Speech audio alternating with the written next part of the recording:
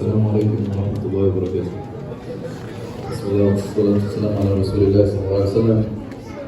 رب اشرح لي صدري ويسر لي أمري واحلل عقدة من لساني يفقهوا قولي. So honor to be amongst the brothers of paradise. Allah subhanahu wa ta'ala open for all of you and bless you, continue blessings during the next month of Ramadan.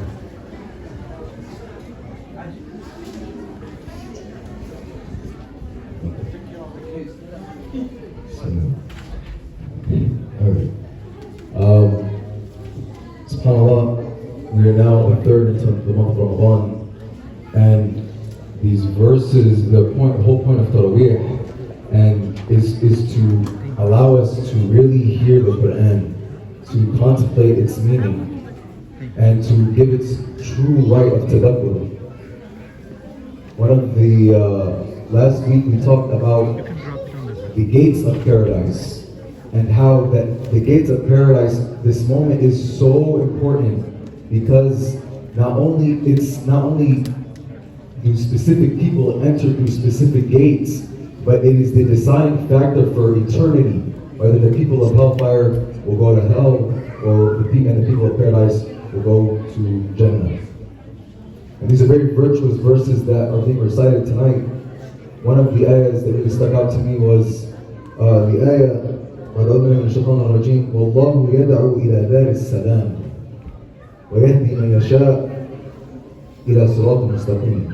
That, and Allah invites to the home of peace and guides whom He wills to the straight path. So last week we talked about the gates of paradise, and today I want to spend some time about this Dar Salam, the home, the abode, the palaces of paradise, our true homes, everything that we work for, everything that we will be rewarded for, all our struggles. This Dar Salam, the palaces of paradise, our homes, where our families, the Hur al-Ain, our children, eternal children. All of this is waiting for us. And it is said that everyone has a place, a palace in al-Firdaus. But some people won't make it to the Firdaus. And so that the people of Firdaus will inherit those homes from the people who didn't make it. And Allah make us amongst the people of Firdaus. So there are many ahadith that describe to us these palaces of paradise, what they're made of, what they're like. And we see through these ahadiths that there are palaces that are made from gold, pure gold. Palaces that are made from silver, palaces that are made from ruby, palaces that are made from crystals.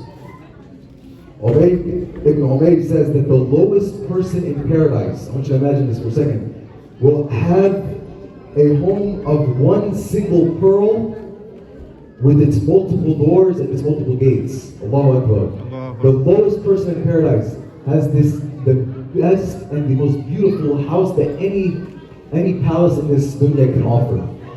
And in another hadith, it was reported by Ali that he narrated that the Messenger of Allah ﷺ said, indeed in paradise there are chambers whose outside can be seen from their inside, and their inside can be seen from their outside. So you can see from the outside in, and you can see from the inside out. So this is one of the hadith that describes as the palace of paradise. Now, a question might come up, where's the privacy? You know, if everyone outside can see in, and everyone inside can see out, where's the privacy? You know, out here, our homes, we have curtains all on every window, right? Everyone wants to have their privacy, and that's totally fine. But where's the privacy in paradise? And the reality is that you don't have to worry about privacy in paradise because of how vast paradise is, how enormous paradise is. It is said that the distance between one person's place in paradise and another person's place in paradise is like you looking at a star in the sky. That's how far and vast the palaces in paradise are. So your neighbor is like the distance between you and a star. It's so vast that you don't need privacy from in, because your privacy will be the vastness of paradise. Allahu Akbar. The Prophet Muhammad, he identifies this vastness of paradise in the hadith where he says, إِنَّ أَهْلَ الْجَنَّةِ لَيَتَرَاءُونَ الْغُرْفَ فِي الْجَنَّةِ كَمَا تَتَرَاءُونَ الْكَوْكَبَ فِي السَّمَاءِ. That the people of paradise will see the ghuraf, these special abodes in paradise, as you see a star in the sky. So this is just giving us a very small glimpse. The paradise is as bigger than this whole universe, and we know from the Quran that the universe is ever expanding. The universe, through science, we know from now that wasn't known 1400 years ago, that the outer space, the whole galaxy is expanding, and that just boggles the mind of what about Jannah? If this universe is expanding, what about Jannah? And as more generations come, Jannah just gets bigger and bigger and bigger. There's no crowding in Jannah. So, who are these ghuraf for? Who are these chambers for? The hadith continues, a Bedouin stood up and said, who are they for, O Prophet of Allah? And he said, for those who speak well, feed others, fast regularly, and perform salat for Allah during the night while others are asleep. And if you think about it, this is our routine, or should be our routine during the month of Ramadan, if not even outside of Ramadan. When we fast, we don't speak ill. When we break our fast, we make sure that we feed our brother. We break bread with our brother. We fast regularly throughout the month of Ramadan, and we perform the Taraweeh Salah while others are sleeping. So this is embodying what it really means to be, or the act of worships that we should be working towards, not only just during Ramadan, but even outside of Ramadan. What else? What are other actions that can get us these palaces that Allah talks about, or the Prophet Muhammad ﷺ talks about in these hadith? And although there's so many, I can go on all day about specific acts that you can do that will get you specific palaces in paradise. Today, I just want to talk about 4.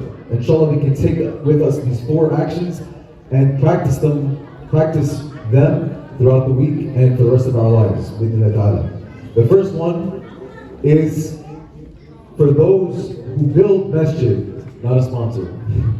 And building a masjid in this life, Allah will build for you a palace in the hereafter. Not only building a masjid in this life, but also visiting a masjid. Allah builds for you a palace in the paradise.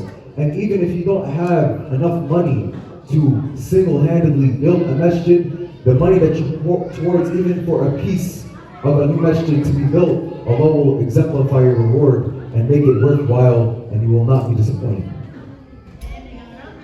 The second way that a lot of us may skip is the recitation of Surah Al-Ikhlas. And it is said that in the hadith that if you read Surah Al-Ikhlas 10 times, Allah will build for you a palace in the paradise. And we take this from a hadith by Mu'adh ibn Anas, reported that the Prophet Muhammad ﷺ said, whoever recites the entire chapter, he is Allah, the one, Qul Huwallahu Ahad, 10 times, Allah will build a palace for him in paradise. So something that we always skip out on, something very small, very easy, doesn't take more than 5 minutes of your day. We go out and we start our day thinking, how can we make our day worth it?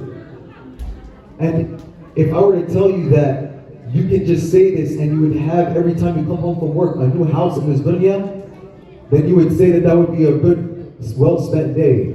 But what about the akhirah, the eternal abode? This is something that we should practice every day, even if it's just once, you say it 10 times. The Prophet ﷺ didn't put a limit on that many times you can recite Surah Al-Ikhlas. Reciting it 10 times. Recite it after every 5 prayers, and you get 5 palaces in the hereafter. The third one comes from the hadith of the Prophet Muhammad ﷺ, where he says, I guarantee a home on the outskirts of paradise for the one who avoids arguing even when he is right. Allahu Akbar. This is part of the wisdom of the Prophet Muhammad sallallahu alaihi wasallam. That even if you know you're right, even if you are right, to leave arguing fi sabilillah, it's not worth it. Wallahi, brothers and sisters, it's not worth it. Some of us, we argue, brother, no, this way, you're supposed to be this way, you're supposed to pray with your hands up this way, not down this way. We have bigger fish to fry, brothers and sisters. It's not about the small things.